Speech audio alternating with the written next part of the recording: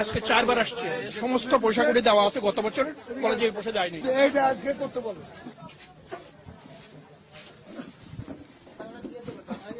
কবে দিবে? 15 তারিখ ডেট আছে, 15 তারিখে দিয়ে দেবে। আজকে দিয়ে তারা 12টার পরে 8টার পরে আসে, খাবে, নামাজ পড়বে, তারপরে আসবে। লাঞ্চ করতে গেছে 2 ঘন্টা 2.5 ঘন্টা।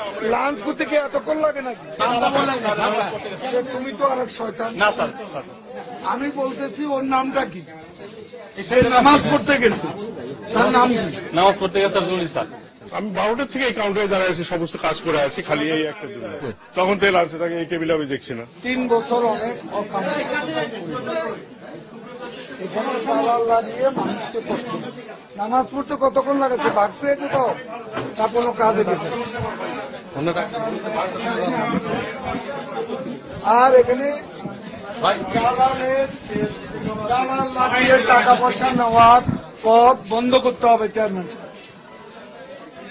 দালাল দিয়ে মানুষের পকেট কাটছে। 500 টাকা আমার অফিসকে দিতে হবে, আর বাদ বাকি 200 টাকা আর কিছু টাকা আমি নেব। আমি অ্যাকশন নিচ্ছি। আরে এগুলো গেটিজ নামে দালাল আছে, এগুলো হলো সব অপকর্ম। আপনার অফিসারদের যোগসাজশে এরা এই গেটিজের মাধ্যমে টাকা পয়সা আদায় করে লিঙ্গারিং করে মানুষকে অযথা হয়রানি করে, দালালি করে। যদি সে আওয়ামী লীগের হয় তাকে কেউ আমি স্পেয়ার করবো না। আরো একটা জিনিস আছে স্যার, পুরাতন যেসব দালাল আছে স্যার, এখন স্যার ওটা আওয়ামী লীগের নাম ভাঙাচ্ছে স্যার।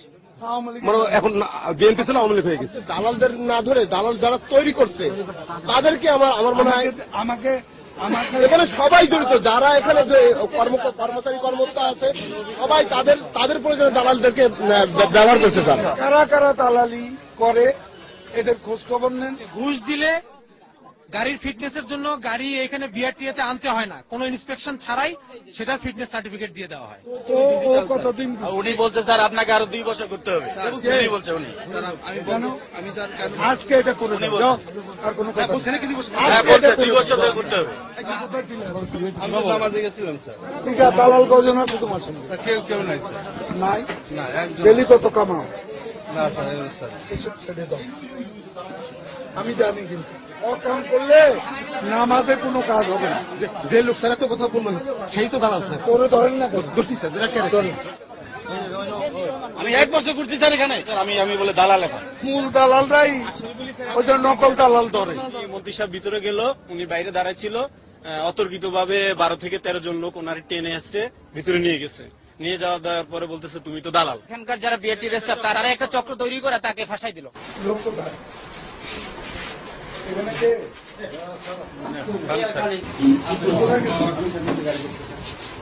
দালালরা কত দেয় তুমি?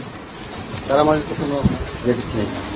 সেটা আমি জানি সব খবরদার এগুলো দেশের মানুষের পকেট অপকর্ম কথা দিচ্ছ আমাকে, ঠিক আছে? তা নাহলে কিন্তু আমি একদম চাকরি থেকে টার্মিনেট করার ব্যবস্থা।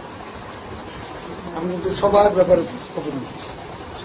আমার কাছে প্রতিদিন কমপ্লেন হচ্ছে, এখন মোবাইল ফোন। আমার কাজ দেখেন, আমি কথা বলবো না। আমি অ্যাকশনে আসি, অ্যাকশনে থাকতে দিই।